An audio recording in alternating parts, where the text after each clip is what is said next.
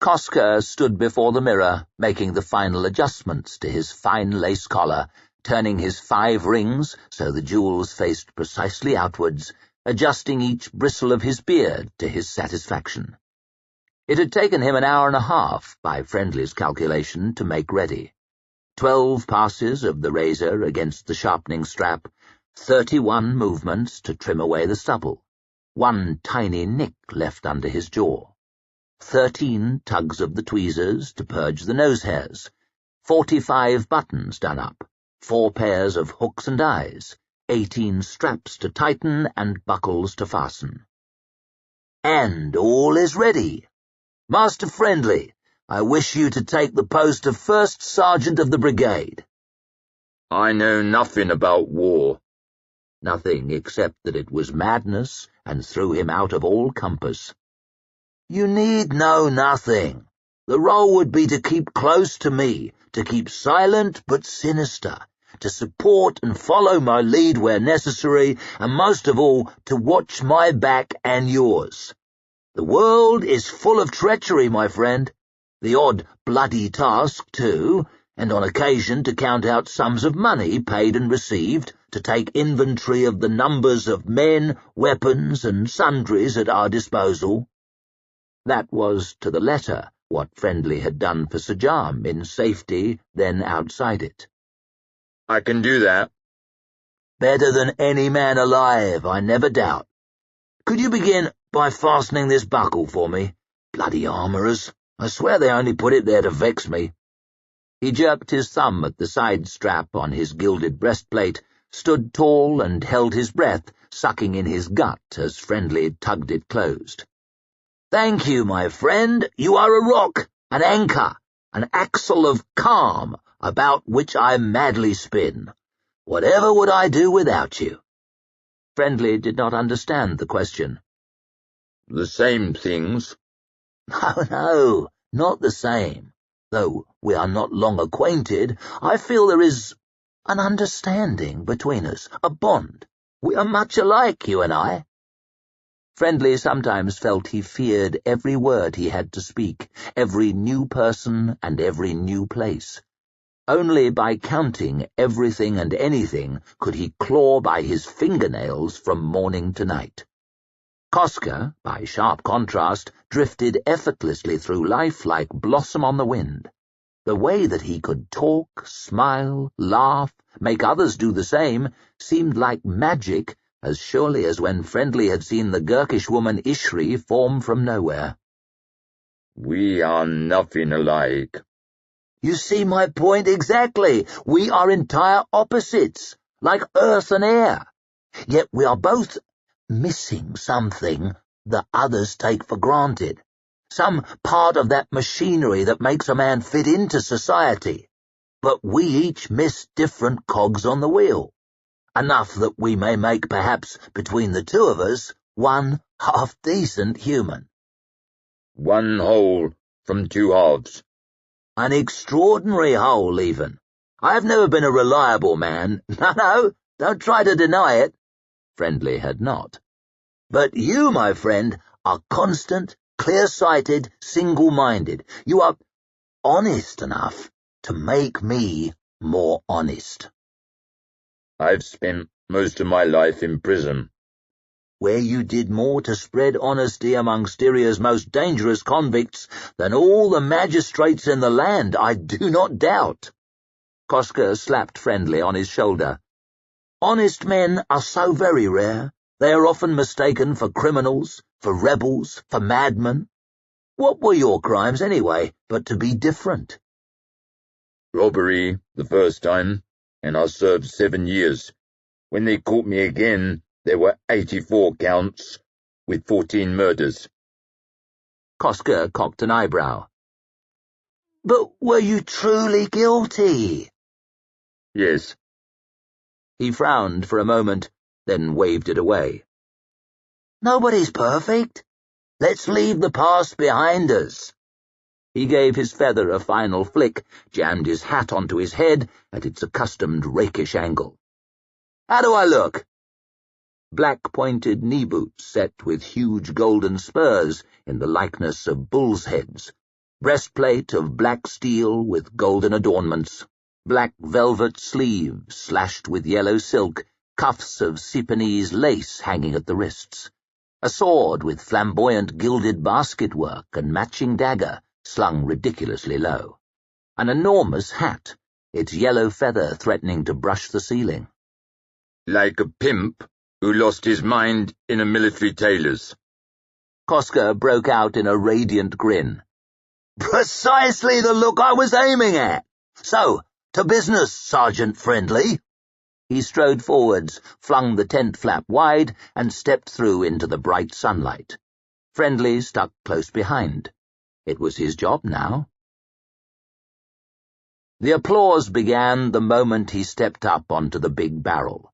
He had ordered every officer of the 1,000 Swords to attend his address, and here they were indeed, clapping, whooping, cheering, and whistling to the best of their ability. Captains to the fore, lieutenants crowding further back, ensigns clustering at the rear.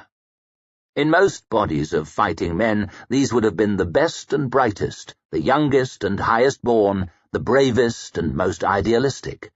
This being a brigade of mercenaries, they were the polar opposite.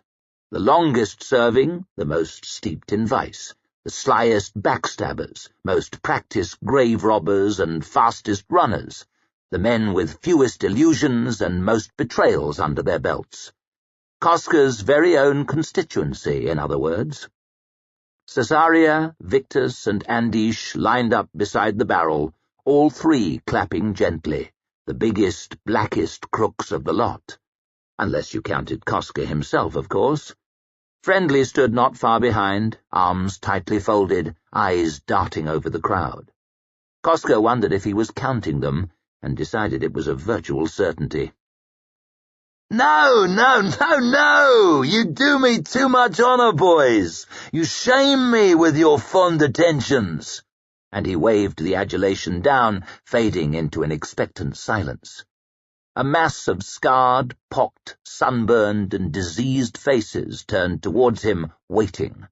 As hungry as a gang of bandits, they were one. "Brave heroes of the 1,000 Swords!" His voice rang out into the balmy morning. "Well, let us say brave men of the 1,000 Swords, at least. Let us say men, anyway." Scattered laughter, a whoop of approval. "My boys, you all know my stamp. Some of you have fought beside me, or at any rate, in front." More laughter. "The rest of you know my spotless reputation." And more yet. "You all know that I, above all, am one of you, a soldier, yes, a fighter, of course, but one who would much prefer to sheathe his weapon," and he gave a gentle cough as he adjusted his groin, "then draw his blade," and he slapped the hilt of his sword to widespread merriment. "Let it never be said that we are not masters and journeymen of the glorious profession of arms, as much so as any lapdog at some noble's boots, men strong of sinew," and he slapped Cesaria's great arm, "men sharp of wits," and he pointed at Andish's greasy head, "men hungry for glory," he jerked his thumb towards Victus. "Let it never be said we will not brave risks for our rewards, but let the risks be kept as lean as possible, and the rewards most hearty." Another swell of approval. "Your employer, the young Prince Foscar, was keen that you carry the lower ford and meet the enemy head-on in pitched battle." Nervous silence. "But I declined. Though you are paid to fight," I told him, "you are far keener on the pay than the fighting." A rousing cheer. "We'll wet our boots higher up, therefore, and with considerably lighter opposition. And whatever occurs today, however things may seem, you may always depend on it that I have your best interests closest to my own heart." And he rubbed his fingers against his thumb to an even louder cheer. "I will not insult you by calling for courage, for steadfastness, for loyalty and honor. All these things I already know you possess in the highest degree." Widespread laughter. So, to your units, officers of the Thousand Swords, and await my order. May Mistress Luck be always at your side and mine. She is drawn, after all, to those who least deserve her. May darkness find us victorious, uninjured, and above all, rich." There was a rousing cheer. Shields and weapons, mailed and plated arms, gauntleted fists shaken in the air. "Cosca! Nicomo Cosca! The Captain General!" He hopped smiling down from his barrel as the officers began to disperse, Cesaria and Victus going with them to make their regiments, or their gangs of opportunists, criminals, and thugs, ready for action. Cosca strolled away towards the brow of the hill, the beautiful valley opening out before him, shreds of misty cloud clinging to the hollows in its sides. Ospria looked proudly down on all from her mountain, fairer than ever by daylight, all cream-coloured stone banded with blue-black stripes of masonry, roofs of copper turned pale green by the years, or, on a few buildings recently repaired, shining brilliantly in the morning glare. "Nice speech," said Andish, "if your taste runs to speeches." "Most kind. Mine does." "You still got the trick of it." "Ah, my friend, you have seen Captain Generals come and go. You well know there is a happy time after a man is elevated to command in which he can say and do no wrong in the eyes of his men. Like a husband in the eyes of his new wife just following the marriage. Alas, it cannot last. Sazine, myself, Makato, ill-fated faithful Carpi, our tides all flowed out with varying speed and left each one of us betrayed or dead. And so shall mine again. I will have to work harder for my applause in future." Andish split a toothy grin. "You could always appeal to the cause." "Ha!" Cosca lowered himself into the Captain General's chair, set out in the dappled shade of a spreading olive tree with a fine view of the glittering fords. "My curse on fucking causes. Nothing but big excuses. I never saw men act with such ignorance, violence, and self-serving malice as when energized by a just cause." He squinted at the rising sun, brilliant in the bright blue sky. "As we will no doubt witness in the coming hours."